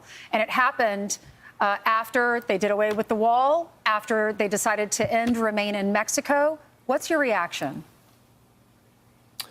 Well, first of all, of course, our heart goes out to Patty Morin and all the people who have lost their lives because of illegal immigrant crime. But we don't just need sympathies for these victims. We need to change the policy so that it doesn't happen to the next American family or the next innocent American girl. And what I heard from Kamala Harris last night was look, this is not, these girls, you know, Jocelyn Nungari and Laken Riley and, of course, Patty's daughter are not dead because of some accident or some force of nature. They're dead because Kamala Harris opened the border and let their killers into our country to go after their daughters. They don't just need our sympathy. They don't just need our kind words, though they certainly deserve that. They need leadership who actually puts the security of this country first. And unfortunately, they're just not getting that from Kamala Harris. You know, guys, the thing that I found just so bizarre about Kamala Harris's entire interview, 25 minutes of a person who couldn't answer a direct question. How many illegal immigrants have come in? She didn't answer that question. What are we turning the page on? She goes and talks about Donald Trump, who, of course, hasn't been in office for the past 3.5 years. Kamala Harris has been. What I saw as a person who not just didn't have the skill to navigate a tough interview, but doesn't know how to explain her record, because her record is not possible to explain away to the American people. And so she dipped and dodged questions for 25 minutes. That's not leadership, and that's not contrition. And I think the American people would like to see from their vice president an acknowledgement that she screwed up. It's why we have so many of these problems. Real leadership would be promising a new course and acknowledging while the old course didn't work. So, Senator, if we could just stay on immigration a little bit, because one thing I noticed in that interview is that there's a fundamental misunderstanding between changing the laws when it comes to immigration reform and border security. And it seems like they feel like it's one of the other. So I guess my question is, how do you guys highlight that on the campaign trail? Because you saw in the interview with Bret Baier, she continued to say, well, we proposed the bill. But of course, that bill had no border security measures there. Yeah, that's exactly right. So first of all, you go back to the original days of the Biden-Harris administration and 94 executive orders when Kamala Harris became border czar that had the intended purpose and had the effect of opening the American southern border. That's ending Donald Trump's Remain in Mexico policy. That's stopping construction of the border wall. That's a whole host of things that basically threw open the floodgates. Now, they want to pull this bait and switch where they say, yes, we opened the border for 3 years, but if Congress had bailed us out 3 years later, that somehow was going to make the original 3 years of our open border better. And the problem even there is that the congressional law, I was there when that border bill was being negotiated, it wouldn't have secured the border. It would have allowed 2 million people to come into our country illegally every single day, and it would have permanently implemented this catch and release policy that the Kamala Harris administration put in place. If you have catch and release, where basically you have an illegal immigrant come in and we let them float around in our country for 10 or 15 years where they're waiting for a court date, you're never going to have real border security. So I would like her to just acknowledge they came in saying they were going to open the border. They came in saying they were going to undo Donald Trump's border policy. They did that. The predictable consequences ensued. Admit it. Admit that you guys screwed up and change course. Don't blame it on Congress because you guys refuse to do your job. Senator, we were joking earlier that if somebody was playing a drinking game where every time she said the name Donald Trump, 10 minutes in, you would be completely toasted because every time he asked a question about her or the Biden administration, she talked about Donald Trump. One of the things she had to do last night was she had to clean up the mess she made last week on The View and then on the Stephen Colbert show, where when asked, so what would you do differently in a Kamala Harris administration? And she goes, then nothing comes to mind. Brett wanted to make sure that she actually felt that way, or did she have a different answer? Well, as it turns out, she has a different answer. Listen to this. Your campaign slogan is a new way forward, and it's time to turn the page. You've been vice president for 3.5 years. So what are you turning the page from? Well, first of all, turning the page from the last decade in which we have been burdened with the kind of rhetoric coming from Donald Trump that has been designed and implemented to divide our country and have Americans literally point fingers at each other. Madam Vice President, more than 70% of people that is tell about pollsters, turning the page on rhetoric that people are frankly exhausted of, Brett. You've been in office for 3.5 years. And Donald Trump has been running for office. But you've been the person holding the office. Come on. Yeah, come on. I heard 2 or 3 times for a drink during that one particular answer. So what she did is essentially, because Joe Biden is deeply unpopular right now, Senator, is she declared her independence from him and said her administration would not be a continuation of Joe Biden's presidency. Do you believe that? No, not at all, Steve. I mean, look, the entire theme of her campaign is that she hasn't even met the person that's the president, even though she's his sitting vice president and ran along the ticket with him. She is, of course, the deciding vote in trillions of dollars of Joe Biden's spending. She bragged about being the last person in the room when major decisions were made. But we have to sort of step back and appreciate there is something pathological going on here. She has been in power for 3.5 years.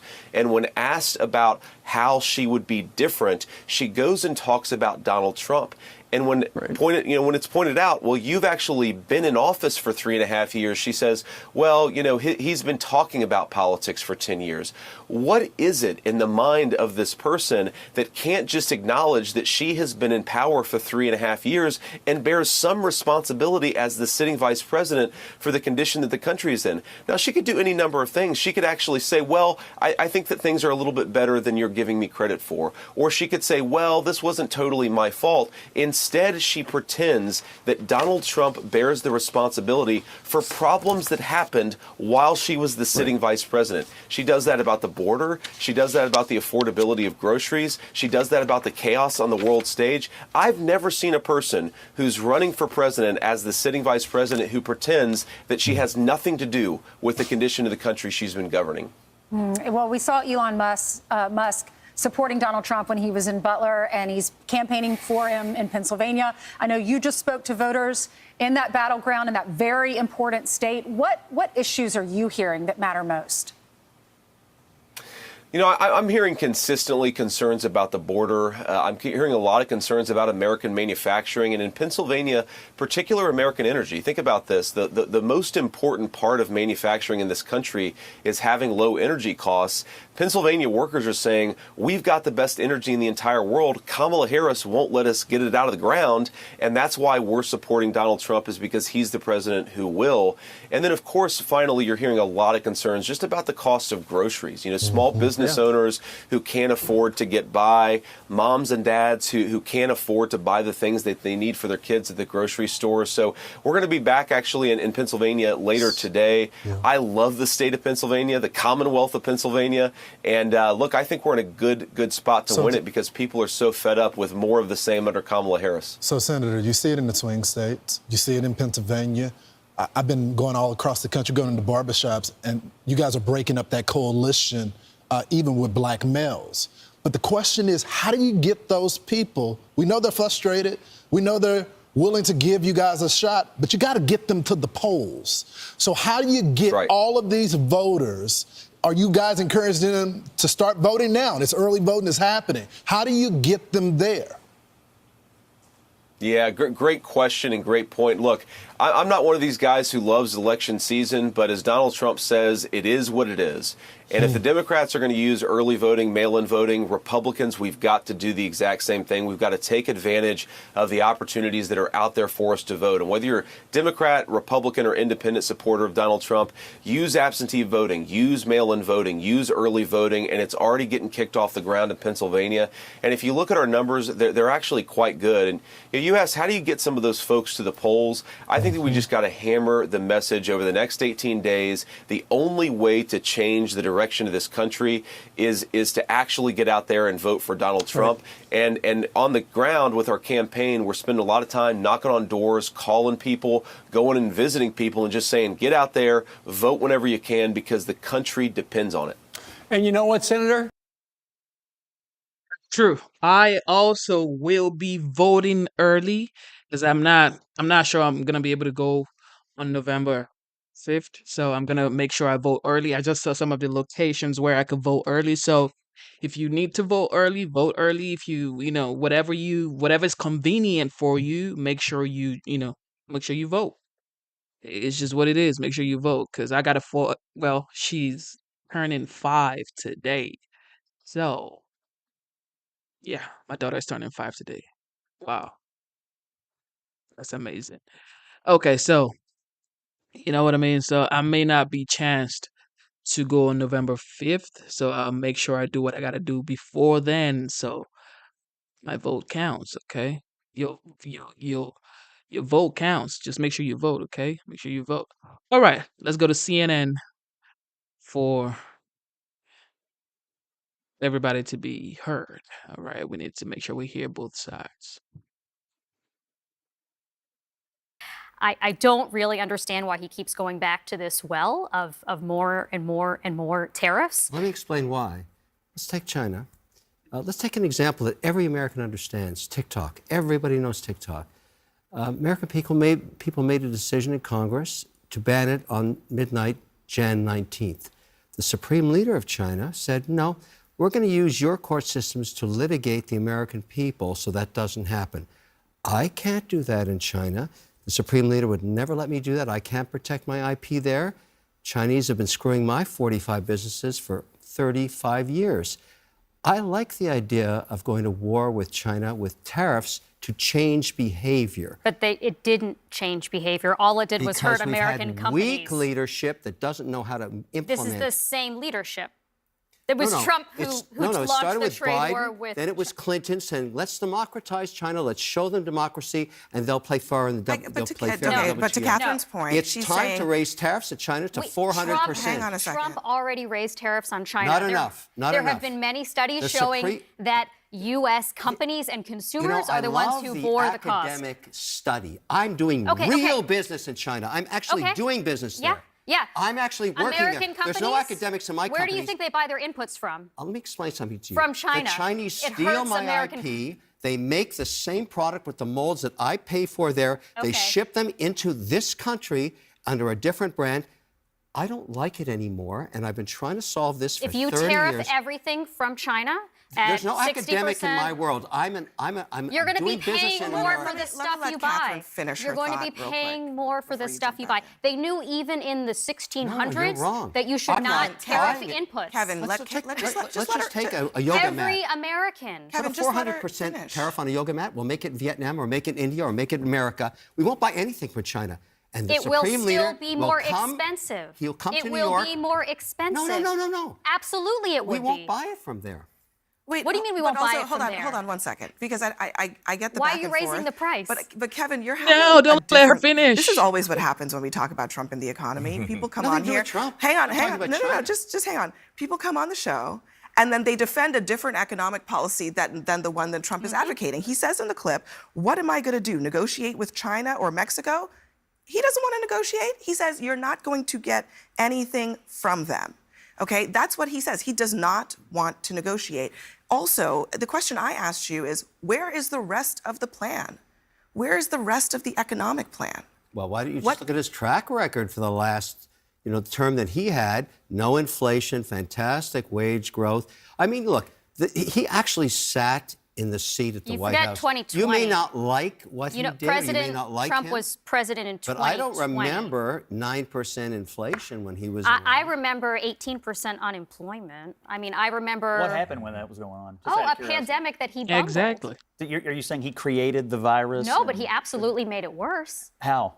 By lying about the risk, by telling people not to get tested, don't get tested. You're saying he should have personally cured the virus as the president? No, I'm saying he should have given his tests to Americans rather than to She did not say that. I mean, but Scott, okay. I'm sorry. This idea that somehow because Trump was the president that the virus has political proclivities and decided to prolong itself has been crazy to me since it's been floated. You don't think leadership mattered at all? To the virus? No, I don't actually. You don't? I don't believe the virus listens to politicians. You don't think it matters that Trump withheld various kinds of testing kits and PPE from states that were asking for it, and then he told them to go buy it themselves. You think that was the masks? Is that what you think?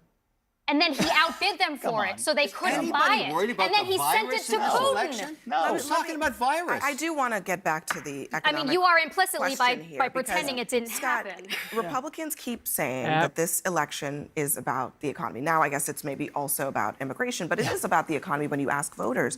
And again, I'm wondering, what else is Trump planning on doing, and can he articulate it? Well, to me, I think it's a great question, and it needs to be fleshed out. I think we should probably play the clip, though, of Harris from the Chicago Economic Club do we not have it? Because she didn't show up to talk. So here's what I think. He's going to extend the tax cuts. He's going to rein in the federal government and the overburdensome regulatory state, which he can now do because of the Supreme Court. Mm-hmm. And he's going to take on these countries that screw American workers. That's the plan. And by the way, he's going to crack down on immigration to the benefit of American workers. He's going to deport 20 million people, the people who pick your crops, the people who process your meat, the people who, care for your grandmother, the people who serve all sorts of critical functions in this country. Yeah, he's going to deport a lot of people, and that's going to worsen the economy. In fact, there have been, a dozen different independent economic analyses from, independent economic analyses from Goldman Sachs, AEI, Brookings, Nomura, Peterson Institute. all of I them know your find argument. If you want to run on more illegal immigration as a Democrat, go ahead. I just don't think it's going to work in the election. He wants to deport 20 million. I'm not done with his. I know what his economic policy is because he has talked about it. He doesn't understand how any of it would work, but he has talked about it. He wants 10% global tariffs, which would worsen inflation. He wants to deport 20 million people, which would worsen inflation and reduce growth. He wants to politicize the Federal Reserve, which would worsen inflation. He wants to devalue the dollar, which would worsen inflation. And after all that, all of these things. The American He doesn't understand how it population wants works. that economy back. Who What is do you this? say to that? I say that we should be talking about what the policies are. They're just too dumb to very good. It's understand. all about messaging. No, it's because we don't talk Because a about lot of it. people don't understand, Kevin, what tariffs are. They see it as this great punishment to China that we're going to do. He says he's going to raise it up. He said today 2,000% tariffs on China. But here's the thing. It punishes the American importer. The Chinese are paid. Once you pay for those molds, the Chinese have put that money in their pocket, and then you are charged for the tariffs when you're bringing your molds in. So, and then, hold on, and just one other point that he said. Moving back to They didn't. But one other point, They did one not. other point, They did not one other do that. point is he says that that's going to incentivize people to come back. That's pie in the sky. If I give 2,000% tariffs on China, it's going to force all these people to come back. No, I'm for American jobs. You know what? And that's why I support Kamala Harris, and I supported President You know what jobs Biden Americans because work they brought manufacturing back when President Trump didn't. The tariffs that he's talking about is not going to incentivize anybody else to go, oh my goodness, I'm not going to want to pay those tariffs, so I'm going to build this plant here in America. I actually agree with it's you not on tariffs because with their European allies, but not with China, because unfortunately I live in the real world and not all of you are doing business. China, like I am, they cheat, they steal, they don't play by the level playing field. Are you going to invest in a business that makes nails? Are you going to invest in a business that makes all of the low-value inputs that we buy I'm from a lowly China? businessman No, investing. because they don't have any value add.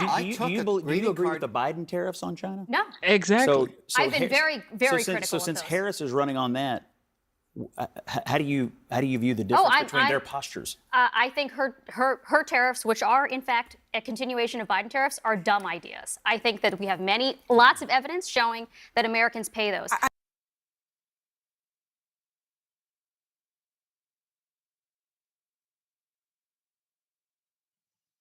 Man, ladies and gentlemen, this guy's right here, man.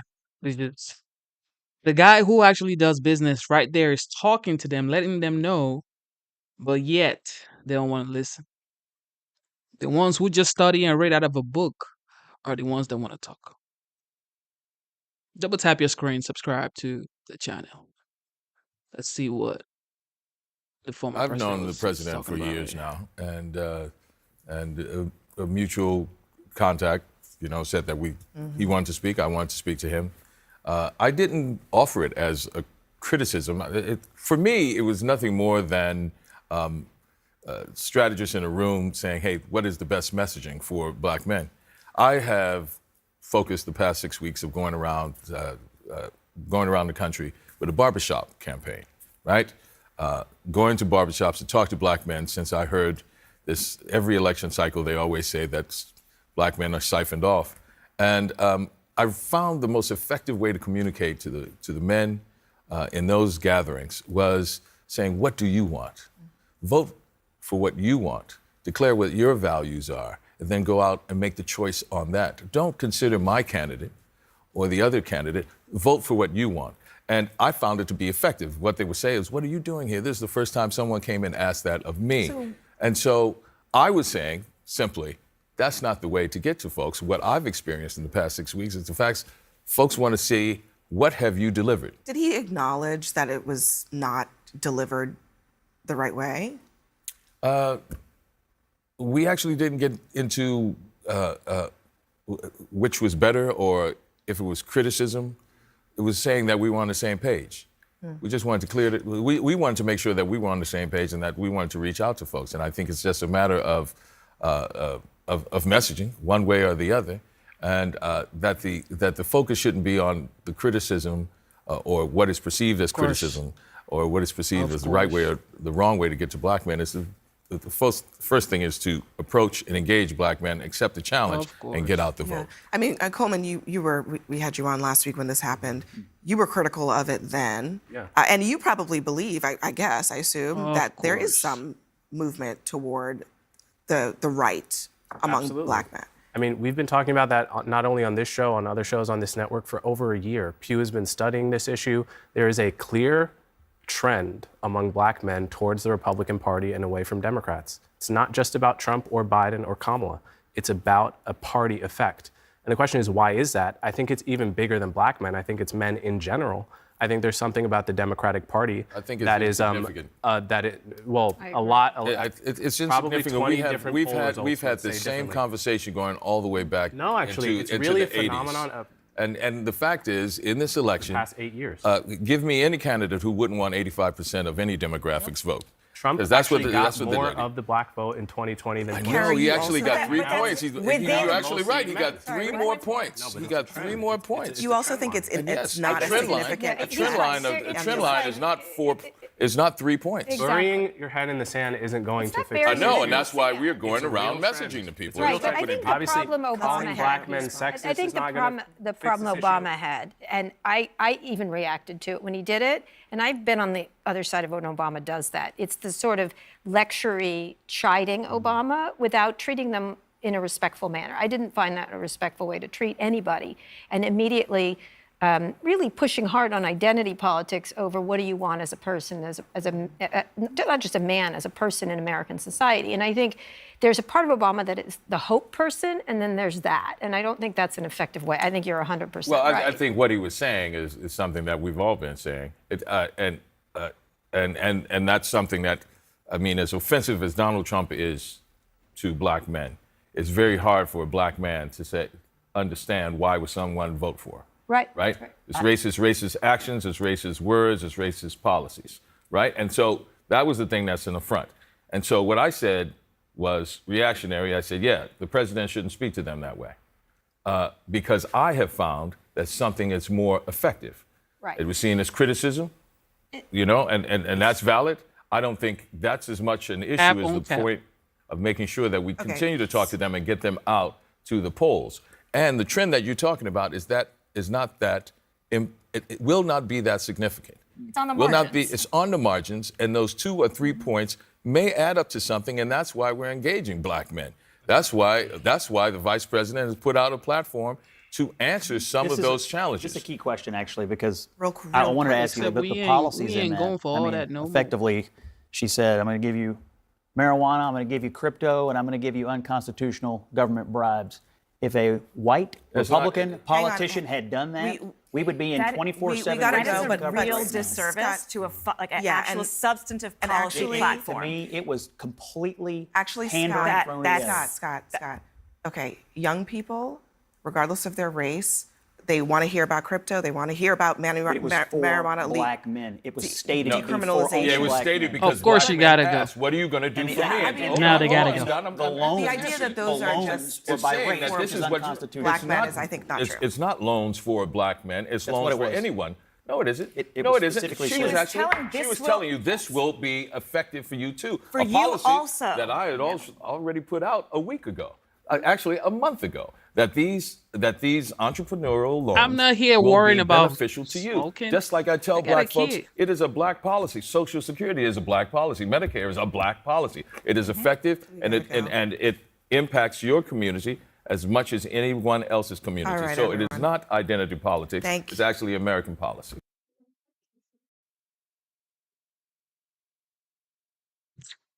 Man, thank you for tuning in to the show. Your boy, I appreciate you. Genesis right here. I am about to dip. Thank you so much for tuning in. God bless you. Double tap your screen, subscribe to the channel. You guys are the best. Thank you, thank you, thank you, thank you, thank you. I gotta go get some rest because I gotta take my daughter to the aquarium today. I'm definitely gonna stream that. Hopefully she lets me stream that because she's like, oh daddy, I want a hug. My daughter's just the best in the world. All right. Thank you one more time for tuning in. God bless you. Have a wonderful night. Thank you for tuning in. It is your boy Genesis. Instead of looking for perfection, seek for consistency. Instead of looking for perfection, seek for consistency, okay? Never give up on yourself. Never give up on your dreams. Never give up on God. Believe in yourself. Believe in your dreams. Believe in God. Genesis is signing out. I love you guys. God bless you.